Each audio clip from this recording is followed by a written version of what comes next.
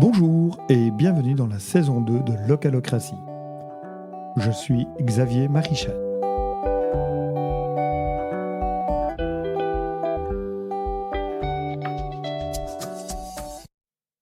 Vaste sujet que celui des budgets participatifs que régions wallonnes et bruxelloises ont rendu possible pour leurs communes depuis plusieurs années.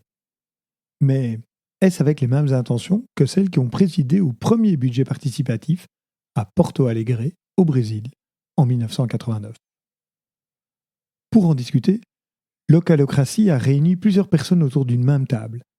Fanny Thirifaïtz et Léo Goossens de l'association internationale Peripheria, dont le cœur d'activité est la démocratie participative, et Dorian Kempeneers, ancien échevin de la commune d'Aulne, où sa majorité avait mis en place un budget dit citoyen.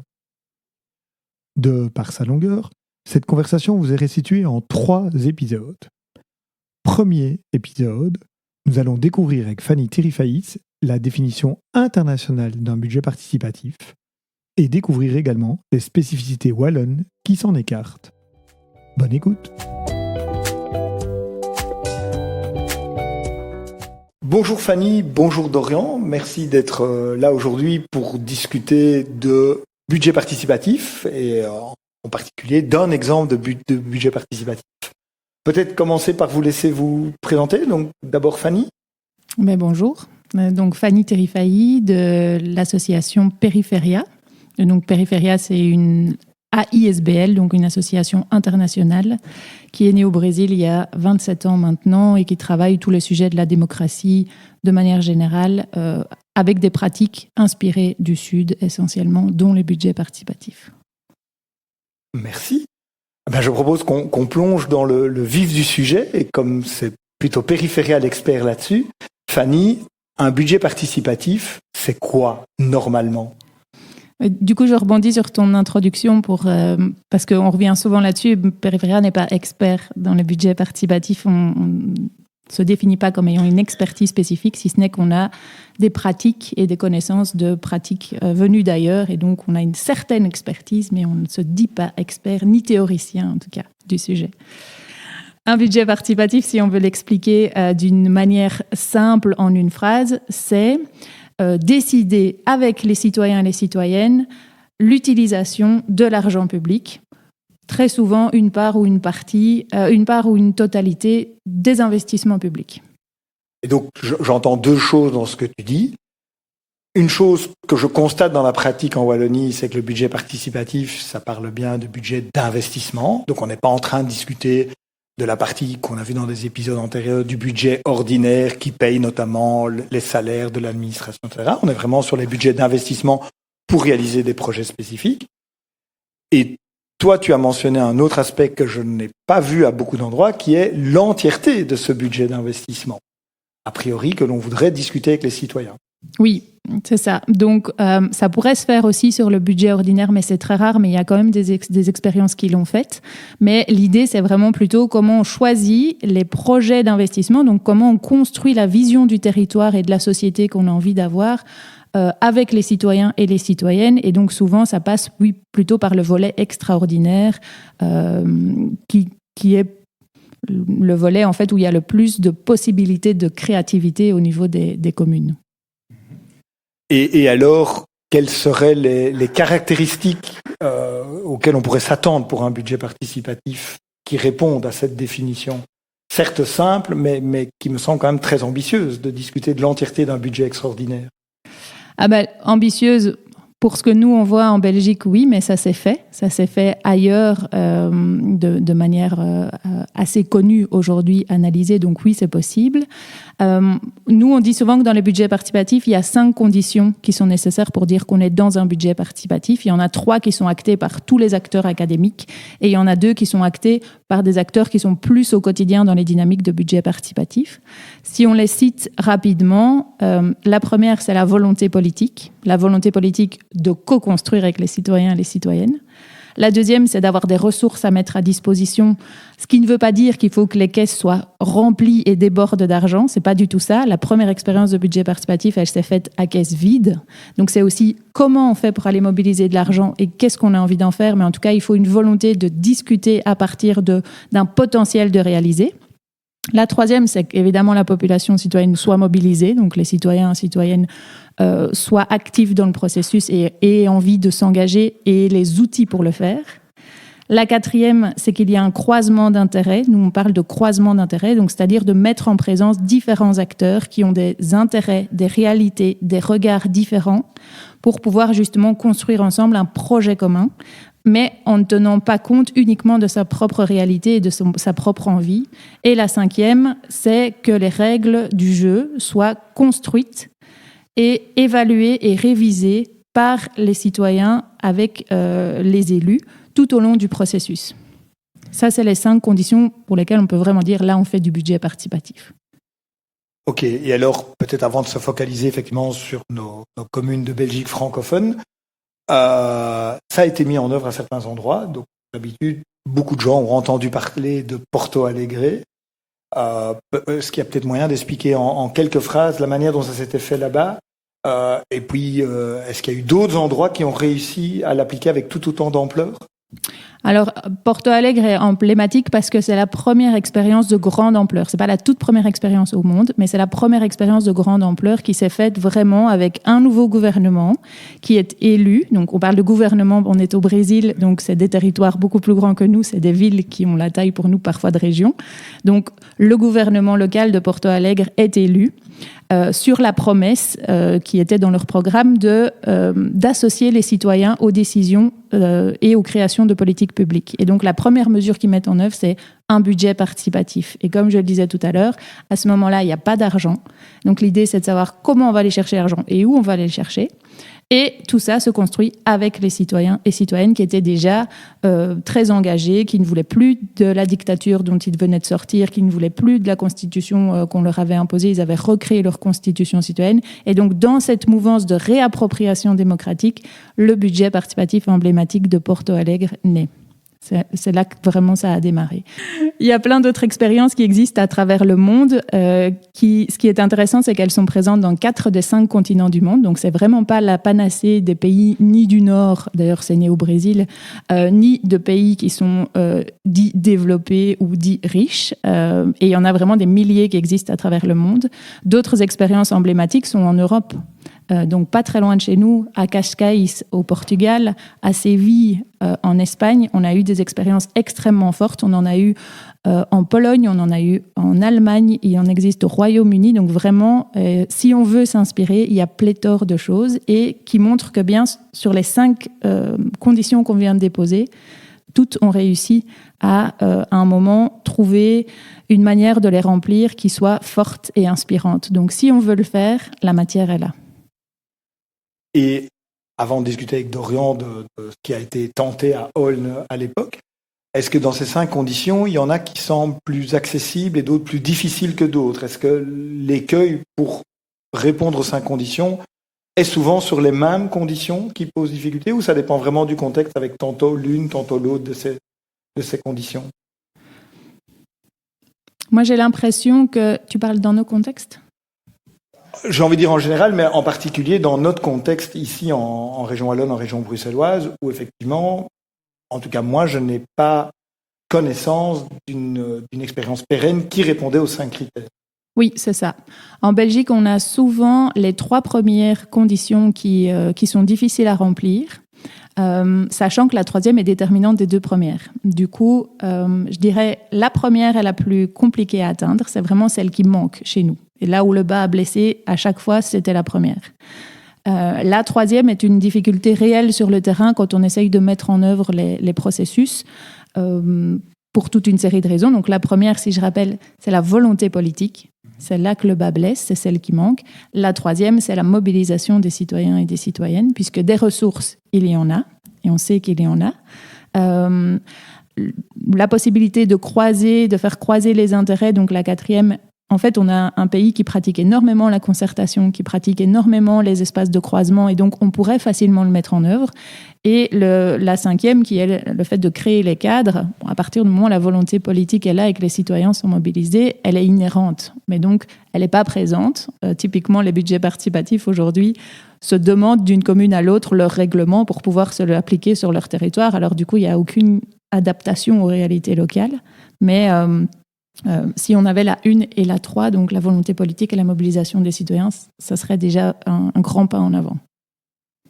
Alors si je prends un point de vue peut-être d'avocat du diable, mais pourtant le vocabulaire de budget participatif, on l'a entendu beaucoup dans nos communes.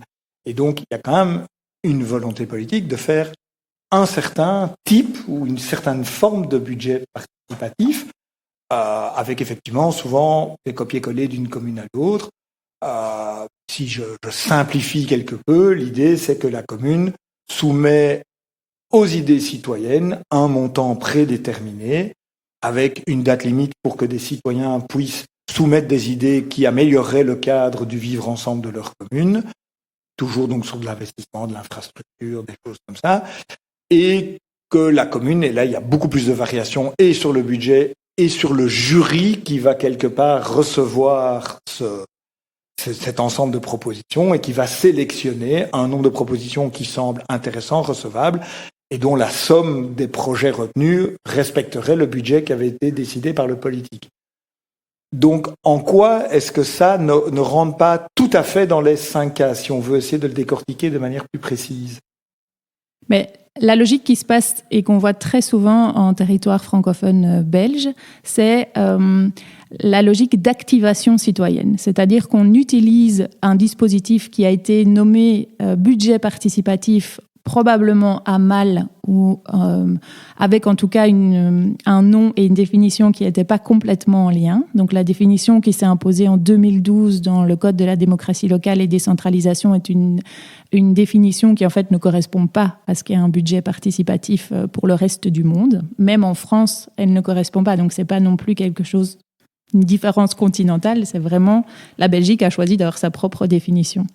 Et donc en 2012, quand ça a été acté dans ce code qui est un peu le guide de référence des communes, on a connu un basculement et là une démultiplication des budgets participatifs sous cette forme en Wallonie qui a été par 10. C'était vraiment ça a été vraiment très vite. Donc aujourd'hui, c'est vrai que sous le vocable budget participatif qui est très répandu, on a cette définition qui est en fait une forme d'activation des citoyens et des citoyennes par une enveloppe à projet. Et donc la logique, c'est de dire, oui, on reconnaît le citoyen ou la citoyenne comme acteur-actrice de la société. On lui donne d'ailleurs accès à des ressources publiques pour qu'il puisse lui-même être acteur de son territoire. Et donc en fait, on a complètement évacué la dimension politique et démocratique du budget participatif. On a complètement évacué l'action des communes, l'action publique aussi, puisque maintenant, c'est beaucoup les citoyens et citoyennes qui doivent réaliser eux-mêmes les projets, ou bien c'est la commune, mais sur des petites réalisations. Et on en a fait plutôt un dispositif de cohésion sociale ou d'activation citoyenne, plus qu'une logique de démocratisation, ou en tout cas de redistribution budgétaire, donc qui est beaucoup plus politique. C'est ça, en fait, si j'essaie de rephraser, en mettant une enveloppe qui est souvent qu'une petite fraction de l'entièreté du budget extraordinaire d'une commune, on cantonne les citoyens à pouvoir venir amener des projets complémentaires, mais on évite le vrai débat politique au sens noble du terme sur 98-99% de l'allocation du vrai budget à l'extraordinaire, qui lui reste la prérogative alors exclusive du collège communal validé en conseil communal. Et donc, c'est ça qui n'est pas la même chose que dans l'esprit du budget participatif tel qu'il avait été imaginé initialement. C'est là qu'il y a vraiment une grosse différence. C'est sur les deux dimensions. Il y a effectivement la dimension des ressources est impactante, puisque dans certains cas, on ne discute même pas de 1% du budget. C'est vraiment beaucoup plus petit. J'étais généreux en parlant de pour. Tu étais un peu généreux en parlant de ça. Donc, il y a effectivement, on n'est pas dans une vraie capacité d'action qu'on remet dans les mains des citoyens. Mais l'autre dimension, c'est que de par le fait qu'on donne ce dispositif, on donne l'argent aux citoyens sans qu'il y ait une action des élus derrière, sans qu'il y ait une implication des services publics et sans qu'il y ait une obligation d'assemblée, de débat, en fait, on favorise le fait que se construisent des petits projets locaux qui ne sont pas connectés les uns aux autres. Et donc, la dimension politique que nous, on amène ici, c'est aussi comment on se donne une vision commune de notre territoire, comment on identifie les priorités pour notre territoire en tenant compte pas seulement de nous, de nos voisins, de nos amis, des gens qui sont comme nous, mais comment on tient compte des besoins de personnes qui sont très différentes. Et pour donner un exemple, dans des budgets participatifs, on peut voir par exemple tout d'un coup un groupe de parents qui demande à financer une balançoire pour enfants en fauteuil roulant dans une plaine de jeux. Typiquement, c'est le genre d'investissement qui coûte très cher et qui va peut-être, dans un village, être utile pour 1, 2 ou 3 enfants.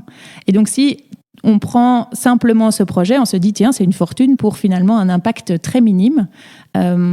Si on ne réfléchit pas à se dire, tiens, ce besoin, je ne l'avais pas vu, je ne le connais pas, je n'ai pas d'enfant dans cette situation, du coup, je ne l'aurais pas proposé, et de penser un peu, est-ce qu'il y a des plaines de jeux dans ma commune qui sont équipées pour eux? Quels sont les autres investissements? Est-ce qu'il y a des publics ou est-ce qu'il y a des zones de mon territoire qui sont plus défavorisées que d'autres ou qui ont des besoins spécifiques?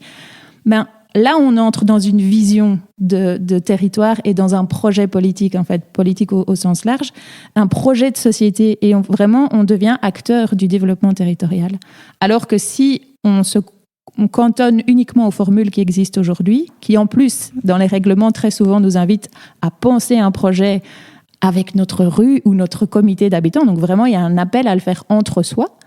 On passe à côté de cet apprentissage démocratique qui, aujourd'hui, est pourtant une clé qui manque dans notre société. On veut faire société, on veut être ensemble, on veut porter un projet solidaire, inclusif, qui tient compte les uns des autres, et on veut que les investissements soient utilisés au bon endroit, là où il manque. Alors, ce n'est pas possible de le faire sous ce format-là. Donc, ce n'est pas un dispositif qui, aujourd'hui, suit la logique du budget participatif, même s'il en porte le nom. Oui, je pense que c'est très clair qu'en fait, sous le même vocable, on retrouve deux concepts de philosophie presque complètement différentes. Et avant de revenir sur un exemple qui a tenté d'aller plus loin, votre sentiment chez Périphéria, pour peut-être en avoir discuté avec pas mal d'acteurs, c'est quoi? C'est la peur de perte de contrôle des élus politiques en allant trop loin, qui est sans doute un frein majeur qui a fait qu'au niveau wallon, on a quelque part rabaissé les ambitions par rapport à ce qui s'était pratiqué ailleurs? Mais je suppose qu'il n'y a pas une réponse unique qu'on peut coller à l'ensemble des dispositifs. Très clairement, on n'est pas dans une société qui a une grande ouverture à la démocratie directe et à la démocratie participative même de manière générale. On sait que la figure de l'élu qui est responsable, qui doit représenter, qui doit être le porte-voix d'eux est quelque chose qui est très fort et qui est probablement biaisé un peu. Donc on n'a pas vraiment cette pratique d'un élu qui se met au service d'une population et d'un dialogue citoyen. Ça, c'est probablement un premier élément.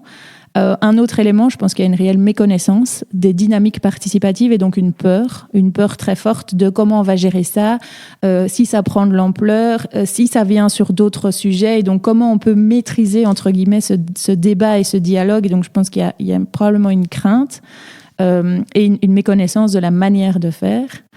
Quand j'entends cette difficulté, finalement, avec la manière dont fonctionne notre démocratie, moi, ça fait écho à 2 épisodes précédents où on a eu Vincent de Corbiter qui balisait très clairement le fait qu'effectivement, en Belgique, on a choisi, et on est toujours à l'heure actuelle, dans un système de démocratie représentative, et que on ne peut pas en changer facilement les règles sans toucher à des aspects constitutionnels d'une manière ou d'une autre. Et dans un épisode plus récent, Jean Bottin de l'UC Louvain disait qu'effectivement, si on voulait aller plus loin, il faudrait changer le code, il faudrait changer un certain nombre de choses pour que la participation soit reconnue d'un point de vue légal, parce que trop souvent, les élus qui veulent aller jusqu'au bout se mettent quelque part un peu en porte-à-faux par rapport à l'esprit de nos lois, de notre Constitution, qui n'a pas prévu finalement que le citoyen se remêle de choses une fois qu'il a confié sa voix à des représentants qu'il a élus, pour 5 ou 6 ans, c'est comme ça, et il faudra attendre les élections suivantes pour s'en mêler. Donc, est-ce que finalement, dans les pays où ça va plus loin, on ne va pas se lancer dans une grande analyse internationale, mais est-ce que c'est pas parce que l'esprit même de la démocratie tel qu'inscrit dans les lois est un peu différente que ça peut se permettre d'évoluer de manière plus participative? Là, peut-être que Dorian aura une réponse plus facile que la mienne. Je ne peux pas répondre à nouveau pour l'ensemble des autres pays et contextes. nous, il nous a toujours semblé, quand on a entendu cet argument, que c'était pas un argument limitatif. Alors oui, il y a une culture de la démocratie qui pourrait être facilitée par le fait de donner plus de place aux citoyens et citoyennes dans la démocratie. Et je pense que simplement le fait que, quand on révise la Constitution, le citoyen n'a rien à dire, me semble un exemple majeur de déficit démocratique dans la manière dont les lois sont pensées. Mais dans les faits, les budgets participatifs n'exigent pas que la décision finale soit 100% dans les mains des citoyens.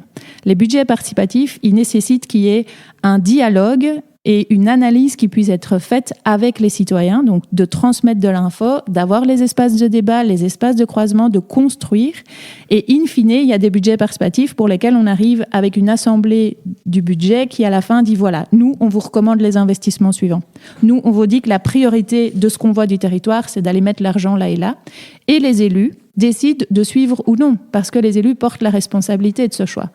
Et donc, ils peuvent tout à fait mener le processus jusqu'au bout et à la fin, assumer de suivre ou de ne pas suivre. Et le jeu est OK pour les citoyens. Très souvent, ils sont d'accord parce qu'effectivement, il y en a qui ont pris la responsabilité de se présenter et de porter cette gestion publique. Mais c'est difficile quand on a vécu tout le processus de débat et toute la construction avec les citoyens de tout d'un coup faire volte-face et tourner le dos. Très souvent, le processus a aussi nourri l'élu et donc à la fin, on a quand même une part des décisions qui sont prises en compte. Et ça, c'est un jeu démocratique qui nous semble OK et respecter la représentativité.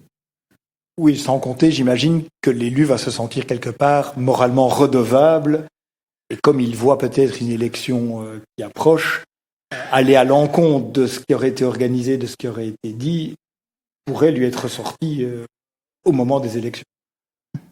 Dans les analyses d'assemblées mixtes où des citoyens et des élus ont travaillé ensemble, très souvent, on voit que c'est pas ça qui fait le déclencheur, c'est pas tellement la crainte électoraliste, mais il y a vraiment une manière d'adhérer à ce qui a été co-construit parce qu'ils ont pu dire les limites, les contraintes et les éléments qu'ils voyaient importants, tout comme les citoyens ont pu les mettre et ça a été pris en compte dans ce qui a été construit. Et donc en fait, on se rend compte que des élus qui parfois participent à des assemblées, et c'était le cas au Parlement wallon à la dernière commission délibérative mixte, participaient un peu par obligation. À la fin, on ressortait convaincus.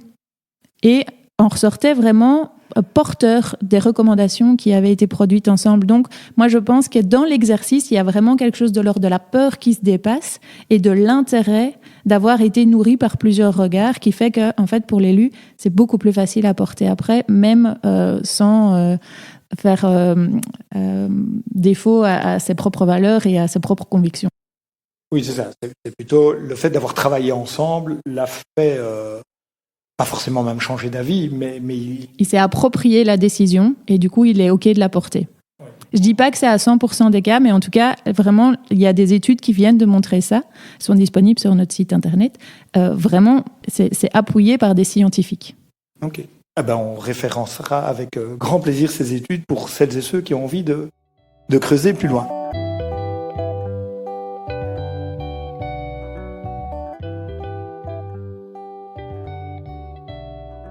Je ne sais pas vous, mais moi j'ai trouvé l'exemple de la plainte de jeu de Fanny très inspirant.